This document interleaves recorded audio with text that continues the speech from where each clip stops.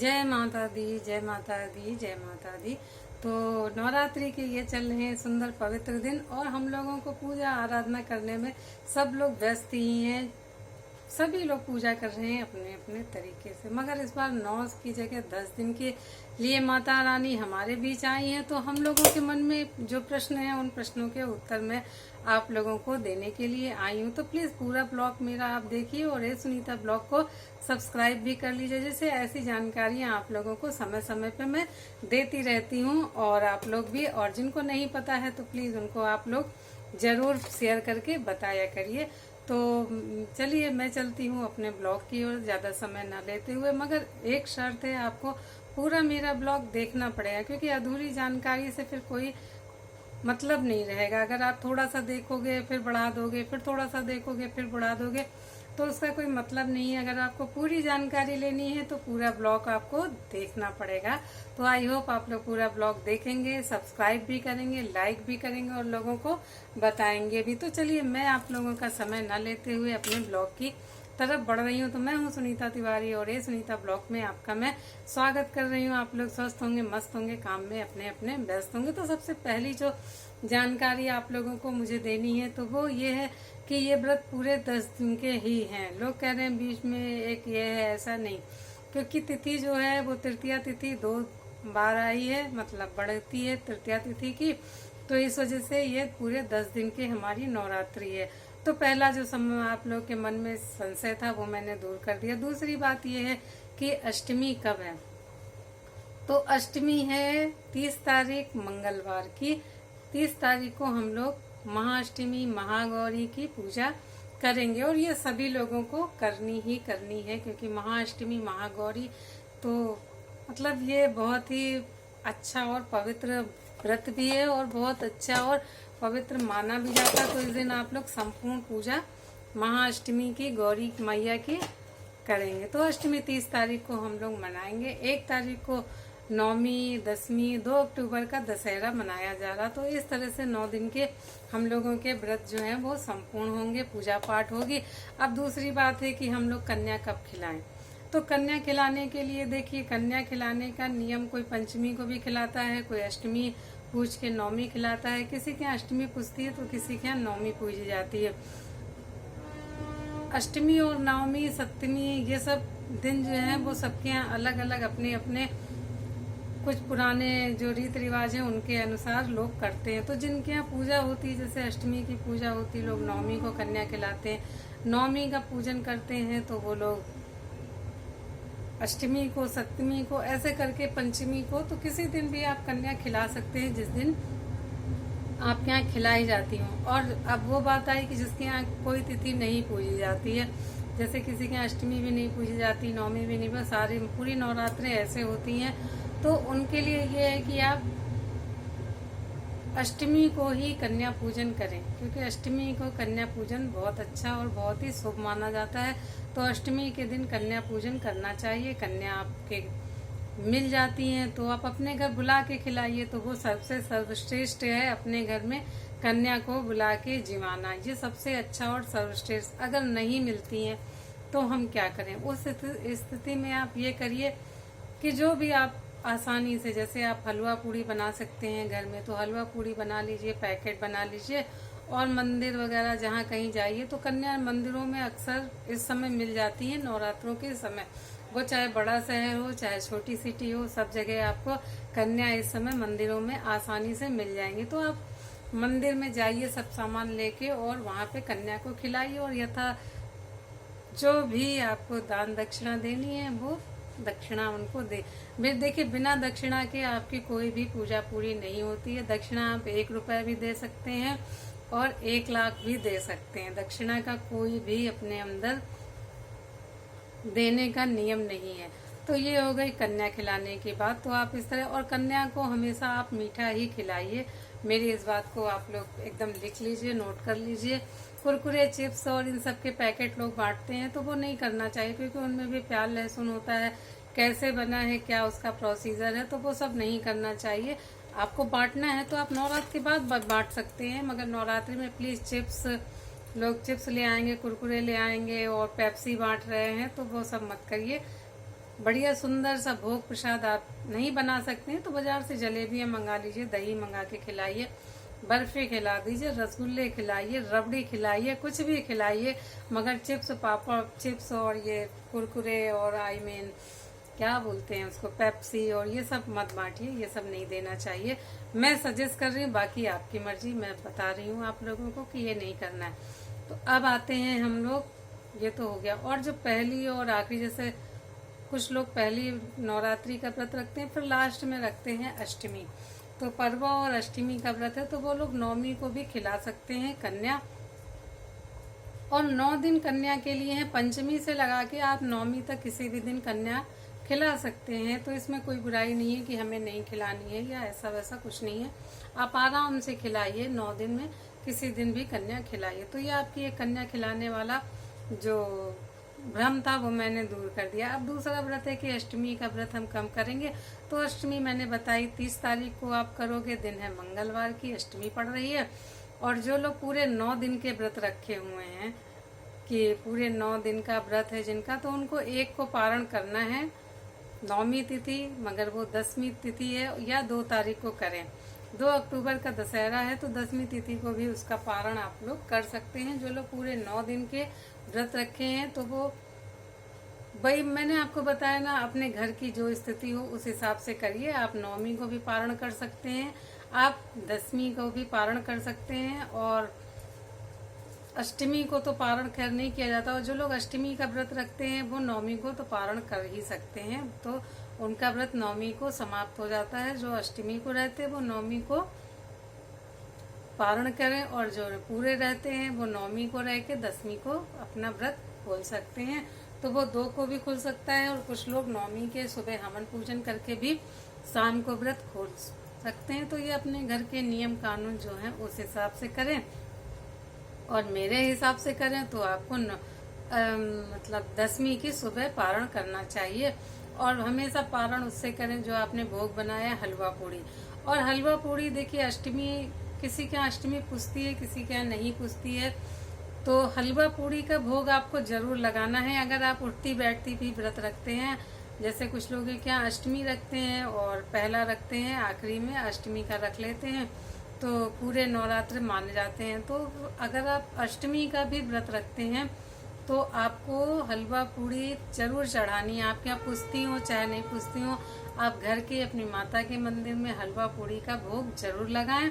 अष्टमी को श्रृंगार की सामग्री माता रानी को जरूर चढ़ाएं। अगर अभी तक आपने नहीं चढ़ाई, कुछ नहीं चढ़ा सकते हैं, तो चूड़ी, बिंदी, महावर और सिंदूर, इतना ही आप माता रानी को जरूर चढ़ाइए, और वो प्रसाद के रूप में खुद इस्तेमाल करिए।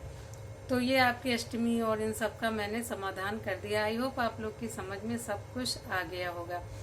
तो अब चलते हैं हवन की तरफ। हवन कब करना है, क्योंकि मैंने आप लोगों से बताया ना कि मैं सारा कुछ इसी ब्लॉग में आप लोगों को बता दूंगी। ज़्यादा आप लोग को ब्लॉग और इधर उधर भगने की जरूरत नहीं। सिर्फ ए सुनीता ब्लॉग को आप सब्सक्राइब अगर कर लेंगे तो आपको सारी जानकारियाँ मिलती रहेंगी। तो अब मैं चलती हूँ हवन की तरफ। हवन कब करना है, हवन कैसे करना है, हवन की पूरी मैं विधिवत जानकारी आप लोगों को दे रही हूँ। तो हवन जो लोग पूरे व्रत रखेंगे तो वो लोग तो नौमी को हवन करेंगे, और जो लोग उठती बैठती रखते हैं तो वो अष्टमी को भी कर सकते हैं, वो नौमी के सुबह भी आप कर सकते हैं। 10वीं को हवन करने से बचें, 10वीं को हवन नहीं किया जाता है। तो 10वीं तिथि को, और अगर आपके यहाँ होता है, ये मैंने बताया ना कि सबके घर के नियम अलग हैं, अगर आपके यहाँ होता है तो आप 10वीं को भी हवन कर सकते हैं। और अगर आप पूरे व्रत 9 दिन के व्रत रखे हुए हैं तो आपको नौमी के दिन व्रत करके कन्या खिला के फिर स्वयं भोजन ग्रहण करना है। और अगर आप उठती बैठती जैसे पहली रख ली और अष्टमी का व्रत रखते हैं तो वो लोग नौमी अष्टमी जब भी कर सकते हैं, हवन दोनों दिन कर सकते हैं। अष्टमी को भी आप कर सकते हैं और नौमी को भी कर सकते हैं। तो ये आप लोगों के हवन की। अब हवन कैसे करना है, देखिए हम घर में सरल विधि, मैं आप लोगों को हमेशा सरल और सीधी और अच्छी विधि बताती हूँ। मैंने आपकी जो भी अभी तक बताया वो सब सरल, सीधा और आसान था, वो आप सब लोग आसानी से कर सकते हो। तो अब आते हैं हवन करना कैसे। तो देखिए हवन के लिए अगर आप पंडित बुलाते हो, पूरे नियम विधि से करते हैं, तो उसमें मैं किसी को कुछ नहीं बताऊंगी। जो लोग अपने हाथ से अपने घर में करते हैं, जैसे मैं नियम से रोज अपने घर में हवन करती हूँ, तो मैं कैसे करती हूँ वही विधि आप लोगों को बताऊंगी। उस तरह से आप लोग भी अष्टमी का हवन कर सकते हैं। जिनको कुछ भी नहीं आता है मैं उनके लिए भी बताऊंगी किस तरह से अपने घर में आप साधारण और सरल विधि से हवन कर सकते हैं। तो चलिए अब मैं आप लोगों को बताती हूँ हवन। देखिए, हवन के लिए एक हवन कुंड आपको लेना है। जैसे ये मेरा हवन कुंड है, तो मैं इसमें रोज हवन कर रही हूँ। और ये देखिए, इसमें मैं डेली नियम से 9 दिन के हवन करती हूँ। मैं 9 पाठ करती हूँ, 9 हवन करती हूँ। तो ये मेरा 9 दिन का हवन का रखा हुआ है कुंड। तो ऐसा आपके पास होना चाहिए। नहीं है तो मिट्टी का खरीद लाइए, पात्र बड़ा सा जो आते हैं नहीं, कुंडे टाइप के, वो खरीद लाइए और उसकी पूजा जरूर करिए। सबसे पहले उसको साफ करिए, धुलिए अच्छे से और उसको गंगा जल छिड़क दीजिए। अंदर थोड़ी सी मिट्टी डाल लीजिए। जैसे मेरा हवन कुंड है, तो मेरा तांबे का है, तो मैंने पूरा इसको पहले से ही मिट्टी चढ़ा दी थी जिससे कि वो जले ना। और आप अगर मिट्टी का लाते हैं तो नीचे से थोड़ी सी मिट्टी आप उसमें डाल दीजिएगा, जिससे कि डायरेक्ट जमीन जो रहती है ना, जब दिया रहता है तो उसमें अग्नि अच्छे से प्रज्वलित नहीं हो पाती है। थोड़ी सी मिट्टी डालिए, बालू डालिए, कुछ भी कोई चीज डालने के बाद फिर उसमें आप दीपक रखेंगे एक लकड़ी के ऊपर और कपूर। ये देखिए, इस तरह से ये मैंने देखिए कपूर रख दिया है और ये दीपक रख दिया है, बत्ती रख दी है, घी की बाती रख के। और उसको आप इस तरह से अपने हवन कुंड में आप रख देंगे इस तरह से, क्योंकि कभी भी माचिस से डायरेक्ट आपको नहीं जलानी है। तो इस तरह से देखिए, ये करके इसके अंदर आप रख दोगे। इस तरह से रखने के बाद फिर आप इसमें अग्नि प्रज्वलित करेंगे, कपूर जलाएंगे और फिर थोड़ी सी लकड़ियां इधर उधर रख के अग्नि को प्रज्वलित करेंगे। तो अग्नि को प्रज्वलित करने से पहले हमें क्या करना है? पहले हमें करना है अपने हवन कुंड की आप पूजा करिए, मिट्टी उसमें डालिए, चारों तरफ टीका करिए, कुमकुम लगाइए, अक्षर चढ़ाइए, फूल चढ़ाइए। और अगर आप दीपक जलाते हैं, एक उनके सामने दीपक रखिए, धरती माँ की पूजा करिए और फिर उसमें अग्नि प्रज्वलित करिए। अग्नि और खुद को भी पवित्र करिए। खुद को पवित्र करने के लिए तो मंत्र होते हैं। अगर किसी को मंत्र नहीं आते हैं तो आप 3 बार अपने ऊपर जल छिड़क के और खुद को पवित्र कर सकते हैं। देखिए, मैं उन लोगों के लिए बता रही हूँ जो खुद करना चाहते हैं, उन लोगों के लिए नहीं बता रहे हैं जिनके घर पंडित आते हैं या जो खुद पंडित हैं, उनको भी मैं नहीं बता रही। मैं सिर्फ सरल और आसान विधि अपने जैसे लोगों के लिए बता रही हूँ। जैसे मैं करती हूँ वो विधि मैं आप लोगों को बता रही हूँ। अग्नि प्रज्वलित, खुद को पवित्र करिए, पवित्रम पवित्रम कह के 3 बार पूरा यहाँ से शुरू करिए। ऐसे करते हुए पूरे शरीर को आप गंगा जल या शुद्ध जल से आप पवित्र करिए। उसके बाद अपना टीका करिए, खुद को कुमकुम लगाइए, तिलक लगाइए, कंठ में लगाइए। और कंठ में चंदन, जो सुहागन औरतें हैं, स्त्रियां हैं, उनको अपने कंठ में चंदन लगाना चाहिए। मस्तक पे चंदन नहीं लगाना चाहिए। चंदन सिर्फ पुरुषों को ही मस्तक पे लगाना चाहिए। जो सुहागन है और जो नहीं है तो वो मस्तक पे लगा सकती हैं। तो ठीक है ना, इतनी बात आपकी समझ में तो आ ही गई होगी। अब हवन सब आपकी मैंने अग्नि बता दी, अग्नि कुंड की पूजा बता दी। अब हवन प्रारंभ कैसे करना है? तो खुद को देखिए, सबसे पहले जब आप हवन की अग्नि प्रज्वलित करेंगे तो अगर आपके संग में जेंट्स हैं या बच्चा है आपका, तो घी उससे ही आचमन। और गणपति जी को घी की ही आहुति दे, 5-11 जितनी दे सकते हैं गणपति जी का। ओम गण गणपते नमो स्वाहा। देखिए, स्वाहा स्वाधा 2 अग्नि की पत्नी है। तो स्वाधा जब बोलते हैं जब हम पितरों को तर्पण देते हैं, और स्वाहा बोलते हैं जब हम अग्नि मतलब किसी पूजा पाठ में करते हैं तो उसमें हम स्वाहा बोलते हैं। और पितरों का जब हम तर्पण हवन करते हैं उसमें स्वाधा बोला जाता है। तो स्वाहा बोल के हम पहले गणपति जी को आहुति जितनी भी आपको देनी है उतनी, 11, 21, 5, 2 से कम नहीं देनी। एक आहुति कभी भी किसी चीज की नहीं दी जाती है। गणपति जी की पूजा करने के बाद फिर हमें 9 ग्रह की पूजा जरूर करनी है। तो ब्रह्मा मुरारी प्रांतकारी भानु शशि भूम्य सुतो बुद्धस्य गुरुव शुक शनि राहु केतुवा सर्वे ग्रह शांति करा भवन्तु। तो इसमें आपके 9 ग्रह आ गए। अब इन 9 ग्रह की अगर आप ये मंत्र नहीं आता, वैसे आजकल तो आप नेट से, गूगल से सर्च करके भी इसको निकाल सकते हैं। अगर नहीं निकालना चाहते हैं तो जितने भी ग्रह होते हैं 9 ग्रह के आप नाम ले लेके एक एक उन पे हवन कुंड में आहुति डाल सकते हैं। जैसे ओम राहुवे नमः, ओम केतुवे नमः, ओम सोमवार का चंद्रमा होता है, मंगल के मंगल होते हैं, बुद्ध देवता होते हैं, बृहस्पति को गुरु होते हैं। तो इस तरह से सबके 9 ग्रह के मैं बताऊंगी तो बहुत लंबा ब्लॉग हो जाएगा। तो आप इस तरह से 9 ग्रह करके 9 आहुतियाँ वो डालेंगे। तो ये इतनी पूजा आपको तो करनी ही है। फिर अगर आपके गुरु हैं तो गुरु के नाम की 2-4 आहुतियाँ, गुरु ब्रह्मा गुरु विष्णु गुरु साक्षात परब्रह्म तस्मै गुरुवे नमः, और अपने गुरु ने जो आपको गुरु मंत्र दिया हो उससे आप उनकी जितनी भी आहुतियाँ 3 से 3, 5, 11, 21 जितनी भी आपको डालनी हो वो डालिए।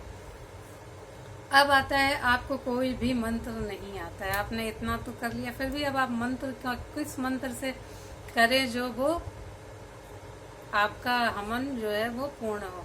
तो देखिए कोई भी मंत्र आपको नहीं आता तो ओम भूर्भुवः स्वः तत्सवितुर्वरेण्यं भर्गो देवस्य धीमहि धियो यो न प्रचोदयात्। ये मंत्र बच्चा बच्चा हमारे देश में सभी सनातन वालों को आता है।